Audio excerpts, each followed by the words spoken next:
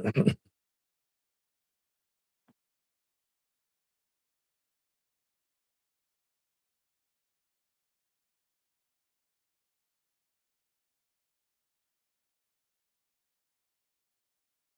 there, welcome to my views and news. Thanks for joining the live chat session, viewers. Good to be with you. Always good to be with you in these live chats. Let me welcome the participants. Then, three main topics for today's live chat.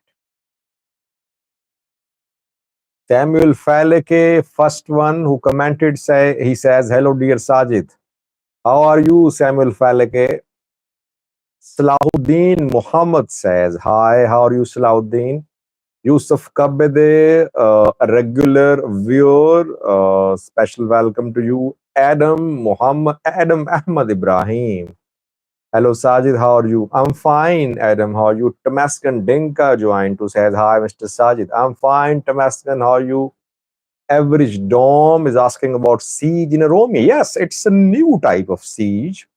Oromo Liberation Army today share details of this new type of siege being laid in the Oromia region. Lisa Redmond joined too. Lisa Redmond says, hello, Sajid. How are you, Lisa? Then a name in Amharic, I cannot read that. He says, Sajid is here. Abi Insani, I think maybe he meant to write insane. He says, hi. John Spencer says, hello, Sajid. How are you, John? GHDE says, hello, Mr. Sajid. I'm fine, GHDE. Barak says, hi, Farabdi. Join too. How are you, Farabdi? Marcos Bellaccio Tome says, hi. Mike Bravo says, welcome, our friend. How are you, Mike? I'm fine, Farabdi. Hussein Hibo joined too after some time. How are you, Hussein Hibo? I think I saw you in live chats very regularly months ago, but later I could not see you here, at least in comment section. How are you doing, Hussein? Ben Omar here. Engesong photo says, hi Sajid, isn't it an irony to see people supporting the regime they flee from? Yeah, you're talking about Eritrea, I think. Okay, let me speak a little about that. By the way, it's not that all Eritreans fled Eritrea because of fear from the Eritrean government. I think years ago, Eritreans left Eritrea for a better future, and Ethiopians leave the country as well. That generation of Eritreans which fought to make Eritrea an independent country, some people of that generation also fled Eritrea. You can say they left Eritrea. They're based abroad. They'll always be with the government, with EPLF, with the PFDJ. They have this affiliation with their country because they fought for it. So we must remember that older generation of Eritreans, which is in Europe, is bound to be pro-Eritrea, pro-Eritrean government. We cannot say that those Eritreans fled because of fear. Even if they fled because of fear, I think they would be supportive of the government. Those who fled afterwards, youths, etc., some obviously fled because of fear, because of restriction in the country, some fled for a better future. But it's difficult, by the way, to go against your country when you have loved ones there, when you have families there, when you have relatives there, and there is emotional bondage as well between people living abroad, diaspora, and their countries. I think those who support the government, I think their feelings should also be understood. Some of them talk to me, they criticize Isasavuki, but they say that the Eritreans have very limited choices. So we should label all of them as if they are supporting a government, as if they are responsible for whatever Eritrean government is doing. But yes, if they can, they should put pressure upon Eritrean government for reforms, for accountability, for progress, for development, for prosperity. They should demand auditing of the money which they send to Eritrea, how much remittance is received by Eritrean government, where is it spent? Diaspora has every right to ask these questions.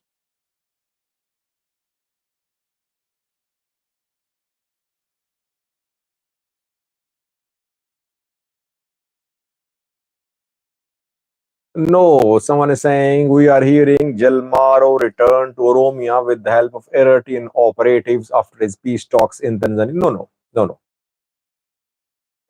Muller joined too. He says, "Hello Sajid, do you know your name in Tigrinya is Segid, meaning the act of bowing to God."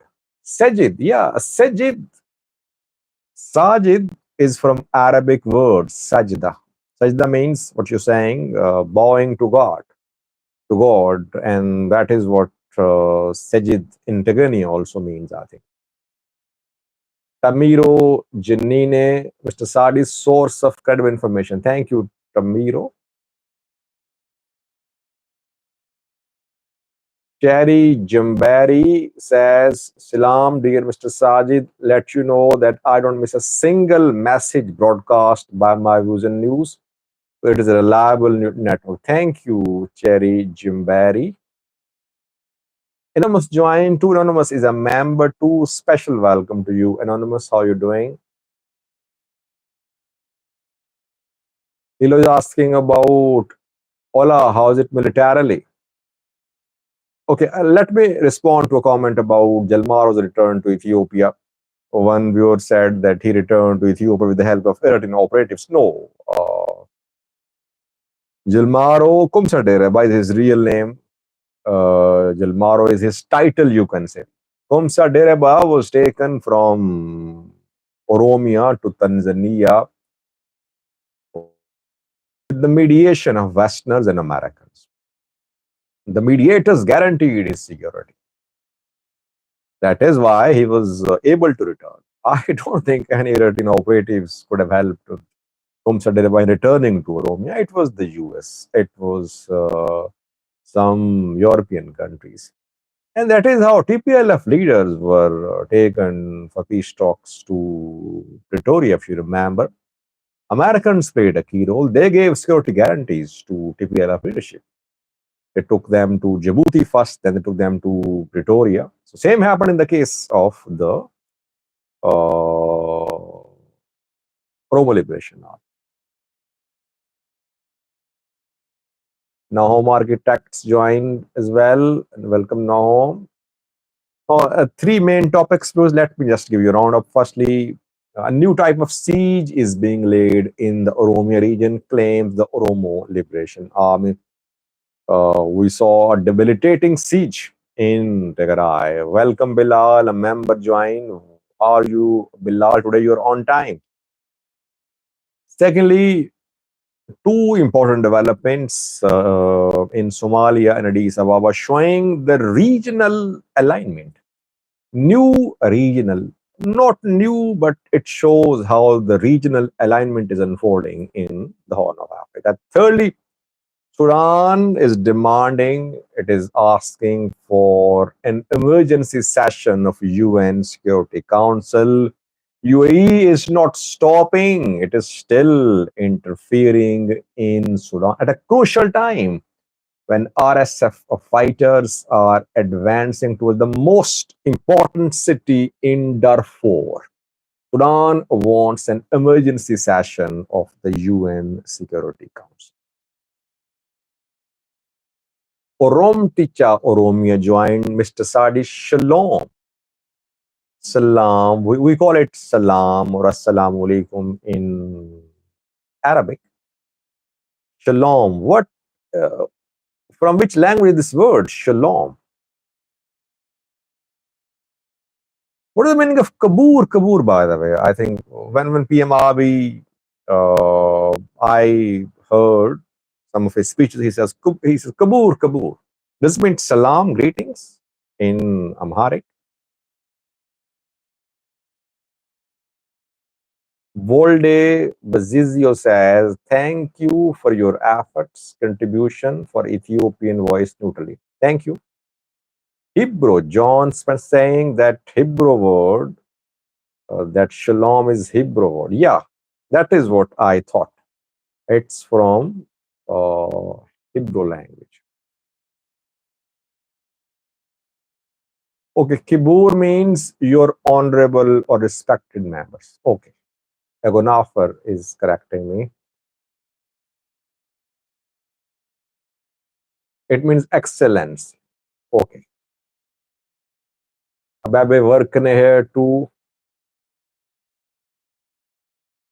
We don't accept Christianity or Judaism in East Africa. Come on, Farabdi, don't be so narrow-minded. If you are a Muslim, I'm a Muslim as well, by the way. But we cannot say no to Christianity, no to Judaism. Let people decide. They should be free to adopt any religion. If Islam is a true religion, people should not be scared that Christianity or Judaism will engulf Islam. Of course, forced conversions should not be allowed. It shouldn't be allowed in any part of the world. Otherwise, every religion has right to preach. This freedom of association, every individual has this right to associate himself with any religion. We cannot deny that right to people. Come on, come on. Farabdi, what are you saying? Ethiopians don't believe in one God. We should not be judgmental about Ethiopians. Who are we to tell what Ethiopia should believe? How many, you know, how many Muslims are in Ethiopia? Or Muslims are in Somali region? Majority of the residents, they're Muslims. Afars too, in Somali, in Oromia. Don't be so judgmental. Let me start, viewers. Let's not get into these debates.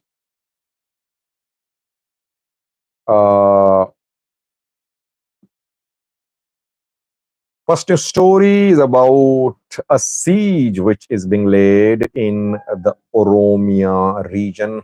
Oromo Liberation Army issued a statement today.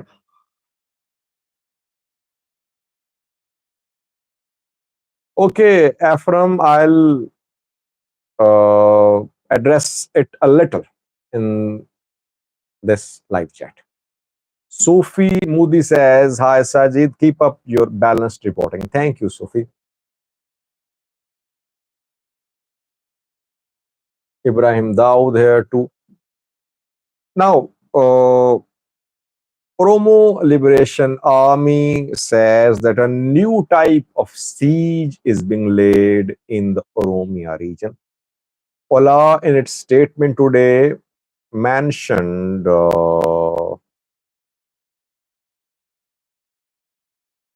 the siege which was laid in Tigray, 2-year-long siege, which forced Tigray to make concessions. Tigray could not receive support from outside. That siege played a key role in helping the military to strike decisive blows to Tigray fighters.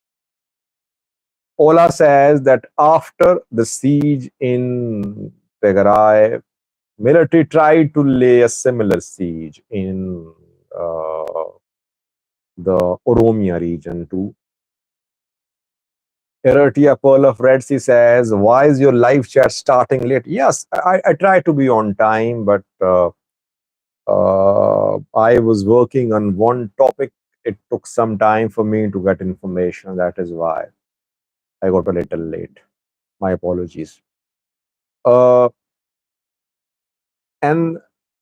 according to Ola, the government tried to lay a siege in Oromia, especially Western Oromia was put in a siege, while like Ola's stronghold. But since Oromia is the source of economy, it's a major source for it contributes to economy. That is why full siege could not be implemented. And now a new siege is being implemented. It's not a military siege. No, Tigray was under a military siege. Total sealing of Tigray's territories. But here, according to Ola, the people who are family members of the Oromo Liberation Army members, who are relatives of Ola members, who are friends of Ola members, who are suspected of having links with the Oromo Liberation Army, they are being denied all government services, healthcare services, services at courts, at police stations. They are being denied all the services. And even in graveyards, they're not being given the space to bury their loved ones. So a grand campaign is underway to isolate the community which supports the Oromo Liberation Army, or which is suspected of supporting the Oromo Liberation Army. Ola says that starting from West Shore all the way to Valaga, this practice is being adopted by the government forces. They're trying to silence and silently kill Oromo population. Just yesterday, we heard from the Oromo Federalist Congress. OFC issued a statement. OFC said that its leaders, 8 or 9 names were mentioned in the statement, had been arrested in the last few days, and one was arrested this month in Ishoa, and he is a member of Central Committee of the Oromo Federalist Congress. So, and just 3 days ago, we heard from Ethiopian PM when he chaired a meeting of the National Security Council. He said that his era was era of change, and he believes in reconciliation, dialogue, and political dialogue is the only solution to find a way out of the challenges which Ethiopia is facing. That statement mentioned dialogue, talks, negotiation, reconciliation several times. And practically, those forces, which are political forces, they are complaining that they are being denied space. They are peaceful political forces like Oromo Federalist Congress, but they're being denied political space. Armed group says that their contacts are being silently killed, detained, arrested, tortured, and denied services at all government institutions. So this, while Amhara people say that Amhara genocide is being committed, that Ethiopian federal government is against Amharas, it is Oromo's government, Oromos are in power.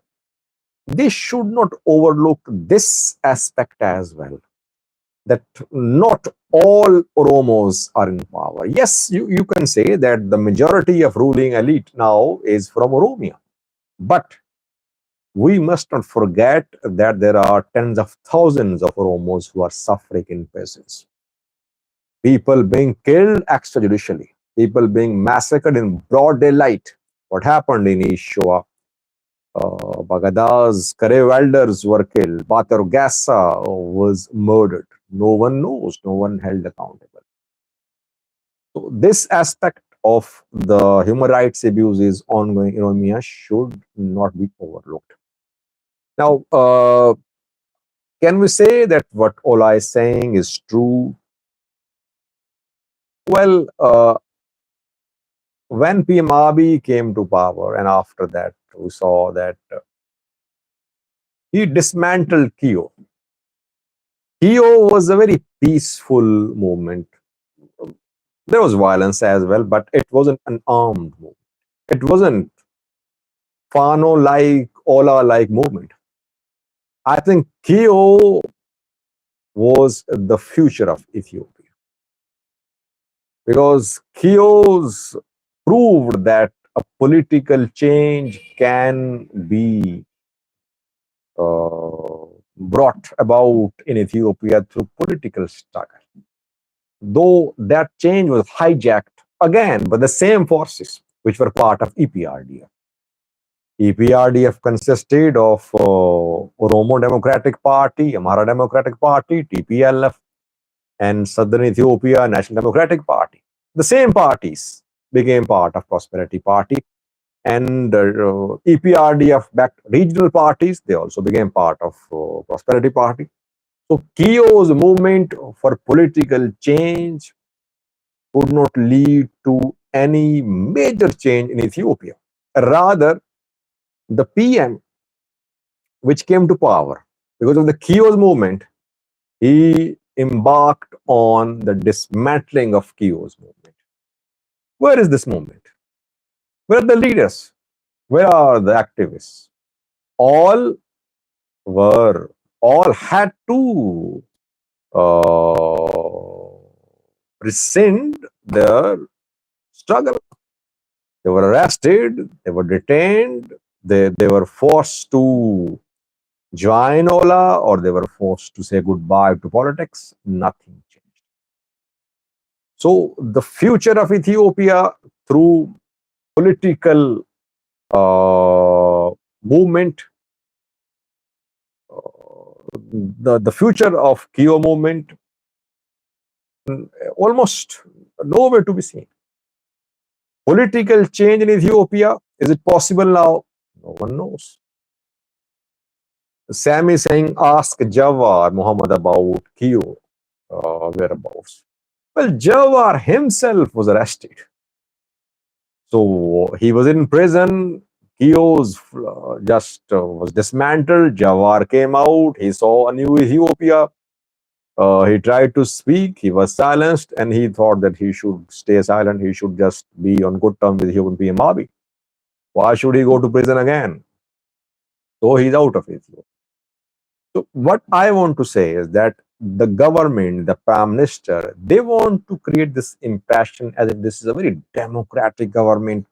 PM Abiy is very democratic leader, believes in reconciliation, believes in participatory decision making, but internally, essentially, the government is denying basic rights to people, to political forces in Ethiopia.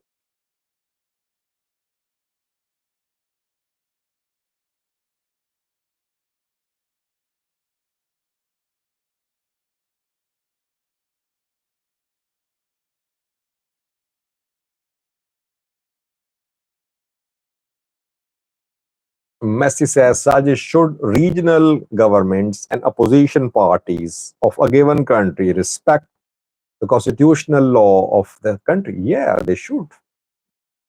They should.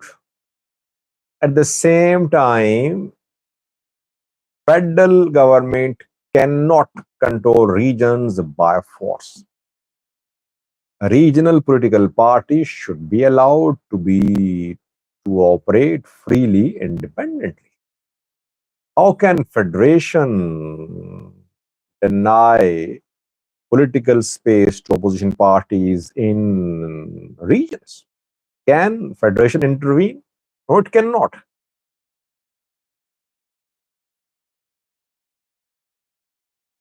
Yamasgan joined too. He's talking about fundraising in Seattle. $178,000 were raised for all Fano groups. By the way, just one quick update for you, little off topic. I did a video on that. That is why. Yeah, I saw that statement. I did not see the statement about crackdown on U.S. students from Ethiopia. Yamaskan gave $1,000 for Fano in the US. One quick update is that 4 Fano commanders held a joint press briefing a virtual press briefing. I did a video on that a few hours ago. You can watch that video. This is the first press briefing of its type that four Fano commanders from Gojam, Gondar, Shoa, and uh, East Amhara, Wollo, they sat together and they talked about the future of Fano struggle. They talked about the reason why Fanos are fighting and how strong Fano groups are. You should listen to that, I think, press briefing if you want to know what Fano fighters want. I did a video. You can watch that. I did a video a few hours ago.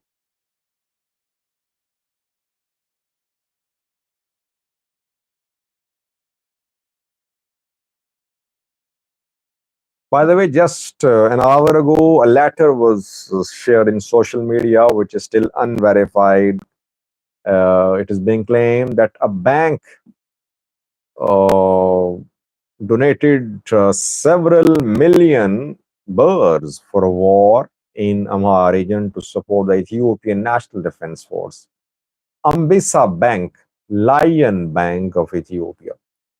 The letter is still unverified. We're trying to verify it, but if it is verified, it would be a piece of evidence of businesses, how business entities support wars. Just because they want to make money, they know that they cannot go against governments. They have to keep governments happy. So that is why they indirectly fuel wars in Ethiopia, you can say.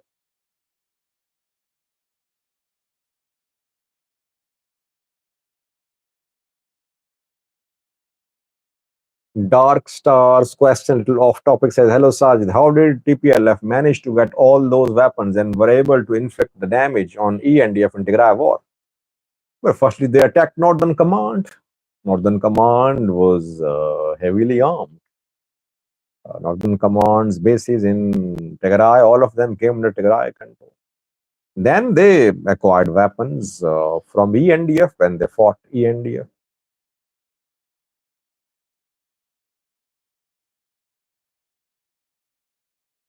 Now, second topic was, let me just move on. Second topic is about Somalia, Egypt, Ethiopia, Somalia alignment. Today, two interesting visits happened, showing how the new regional alignment is unfolding. Senior police official from Somaliland visited Addis Ababa. The head of Somaliland police met with head of Ethiopian police in Addis Ababa. While the Somaliland and Ethiopian senior most police officers were in meeting in Addis Ababa, a senior police delegation from Egypt arrived in Mogadishu.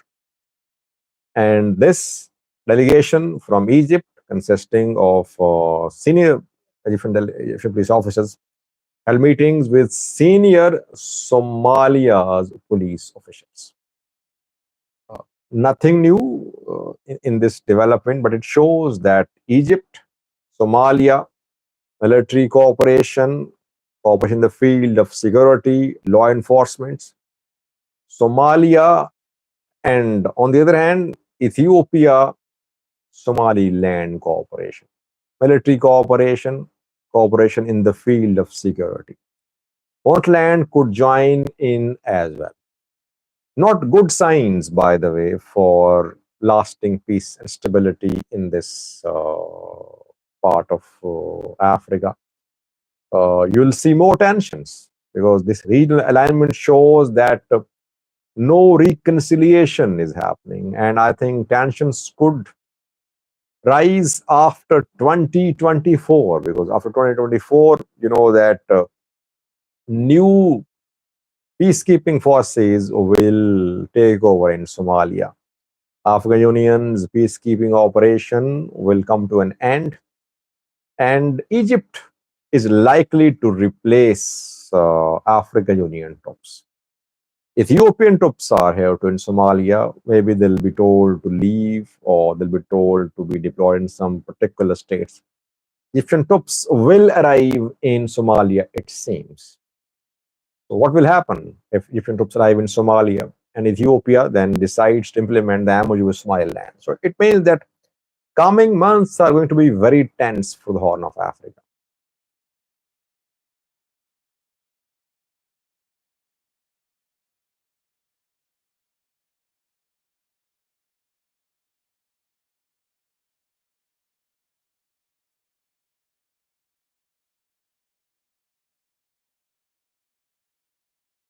Lastly, viewers, Ephraim says, Saji, do you think Eritrea will support Ethiopia in case of new war again? War against Fano, Ola, or TPL?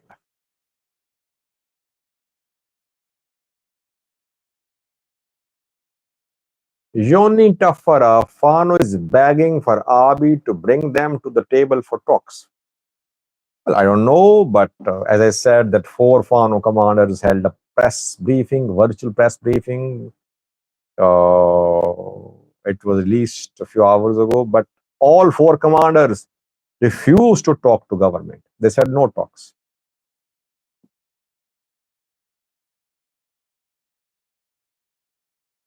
Thank you, Masgan, for buying the super chat sticker. No, Lilo, I have no new story from Volkayat. Ahmed Jama, how are you? Lastly, viewers, very important development from Sudan, where the Sudanese government is asking for an emergency session of the UN Security Council. It was last year when war broke out between Abdul Fattah al-Burhan led Sudanese military and rapid support forces led by Hamdan Dagalo. Since last year, UAE, United Arab Emirates, has been accused of supporting the rapid support forces. UAE is interfering in Sudan through Chad. Chad shares border with Western Sudan, Darfur, etc. And UAE, in the guise of humanitarian operations, has been supporting the rapid support forces.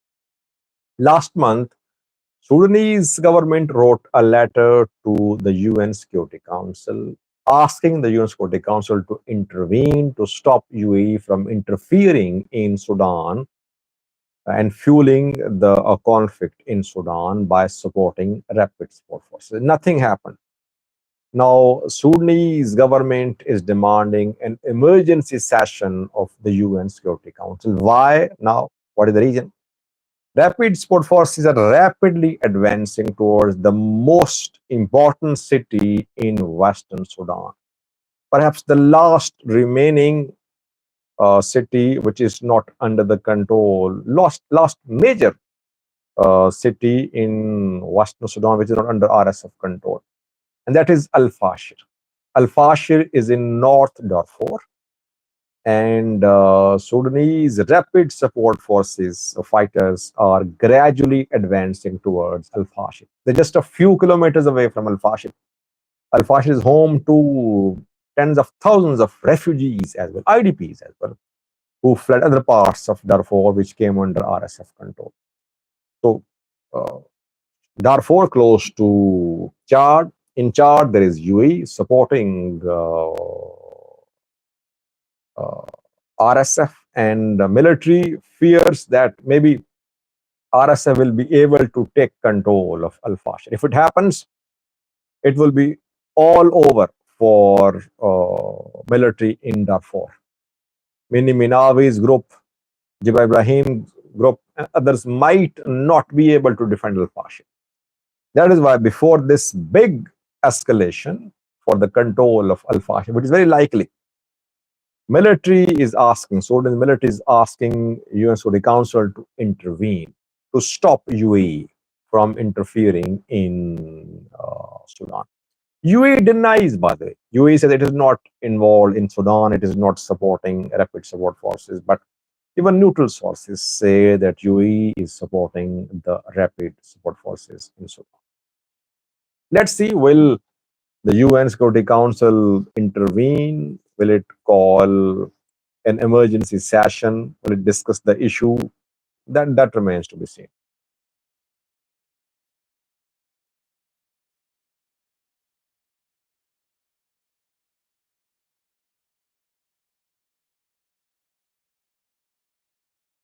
John Spencer says, war everywhere except in Eritrea, very odd.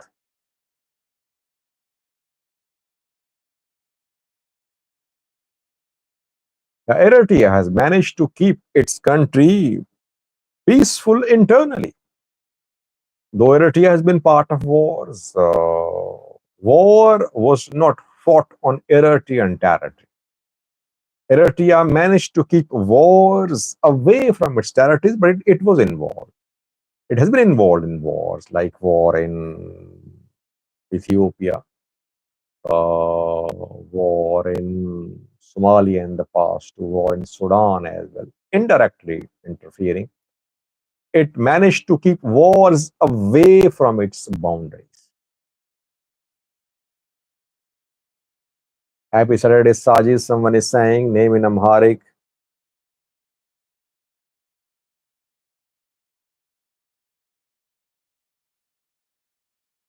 TT says, Sajid, do you think Fano should demand withdrawal of ENDF then accept talks? Fano does not want to talk to the government. They don't want to talk to the PM Abiy's government. They say this government cannot be trusted. It is against Amharas. They don't want to talk to the government, whether ENDF goes or stays.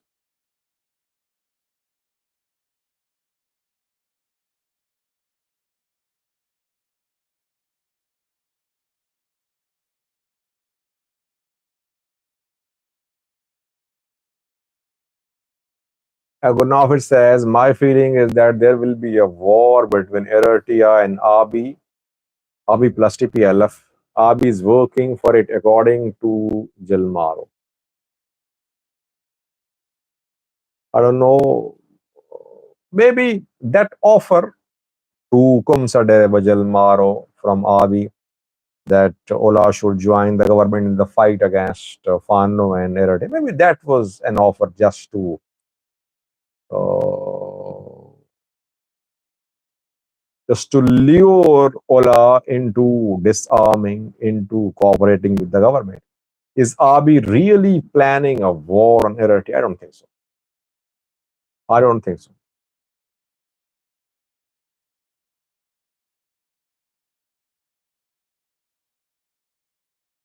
So 38 minutes have passed. I think we should end this live chat session. We covered 3 topics in this live chat session. Interesting claim by the Oromo Liberation Army, which says that a new type of siege is being laid by the military in Oromia, where all people affiliated with the Oromo Liberation Army, their family members, their friends, their relatives, and suspected of having links with Ola, all are being denied services at government institutions. Even they're being denied space at local graveyards. Then we covered a story about new regional alignment. Egyptian senior police officers are in Somalia, and Somaliland's police officers are in Addis Ababa. Lastly, we talked about Sudan, where RSF are advancing towards a major city in Western Sudan, that is Al Fashir in North Darfur. Military, Sudanese government is asking UN Security Council to call an emergency session to stop the UAE from supporting the rapid support forces. Thank you for watching the live chat session. Thank you for being with me. We'll be back tomorrow. Stay blessed. Till then, bye bye.